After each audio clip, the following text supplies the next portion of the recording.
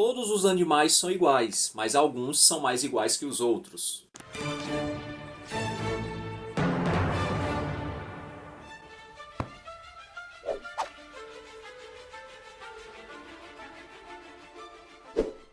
Fala pessoal, muito bem-vindos ao canal Ler é Preciso. Hoje falarei sobre o livro A Revolução dos Bichos. Esse livro foi publicado em 1945, ali logo após o final da Segunda Guerra Mundial, e é escrito pelo autor britânico George Orwell, e ele nasceu, na verdade, no norte da Índia, porém a Índia naquela época fazia parte do Império Britânico. Ele era filho de um funcionário da coroa britânica. Esse livro é uma alegoria política onde George Orwell ele critica de maneira bem humorada, digamos assim, a tirania e principalmente a corrupção do socialismo soviético sob a liderança de Joseph Stalin. Ele utiliza a figura de uma fazenda onde os animais se rebelam contra a tirania dos humanos opressores, só para mais na frente perceberem que os líderes animais se tornariam tão ou até mais corruptos e autoritários do que os antigos donos.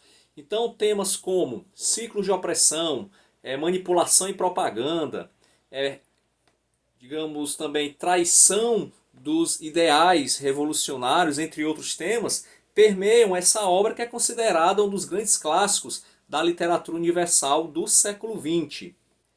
Vale a pena também salientar que, apesar dessas críticas que George Orwell fazia ao socialismo soviético, tanto nesse livro como também em outro livro que é bastante conhecido, 1984, isso não quer dizer que George Orwell era contra o socialismo, era contra o comunismo, não. Ele era socialista sim, inclusive ele lutou ao lado dos republicanos na Guerra Civil Espanhola. O que ele é contra é o totalitarismo. Ele critica veementemente o socialismo a partir do momento que Joseph Stalin ele assume o poder lá na União Soviética. Ou digamos que George Orwell ele mostra isso em outros escritos dele, ele se considerava como um socialista democrático. Alguém, segundo as próprias palavras dele, queria sim a igualdade social, justiça social, no entanto, defendia também as liberdades individuais. Então, o fato de ele estar criticando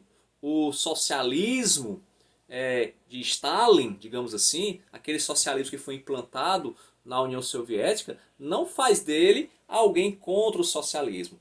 Na realidade, eu até admiro a postura dele, porque ele é uma pessoa que consegue olhar para si, olhar para o próprio movimento que ele defende. Eu acho que isso falta muito nas lideranças, nos pensadores da atualidade, tanto de esquerda ou de direita. Muitas vezes ficam cegos pela ideologia e não conseguem fazer uma autocrítica. E o George Orwell mostrou muito mérito, muita coerência em defender o socialismo e ao mesmo tempo ser isento, imparcial, entre aspas, para verificar também que o movimento socialista estava cometendo muitas atrocidades em nome do ideal revolucionário.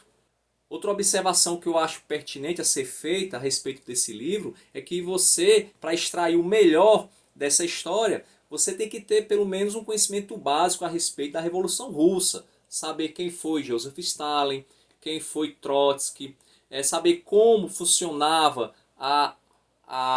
o ministério, digamos assim, de propaganda do regime, como eles manipulavam a história, manipulavam as notícias, como a Igreja Ortodoxa, ela em certo momento se aliou ao governo socialista da época, como também a polícia secreta ela atuava, como os membros do partido eles atuavam também naquele cenário, ou seja, cada animal aqui dessa fazenda, dessa alegoria, representa um personagem ou uma instituição histórica. Então você conhecendo, quanto melhor você conhecer essa história, mais você vai conseguir entender o brilhantismo da obra, ok? Então esse livro de George Orwell, mais do que indicado, um clássico. Essa edição que eu tenho aqui da Companhia das Letras, tanto esse quanto 1984 estão sendo vendidos num preço bem em conta. Eu comprei os dois, no site da Amazon. Eu acho que é por R$19,90 cada um.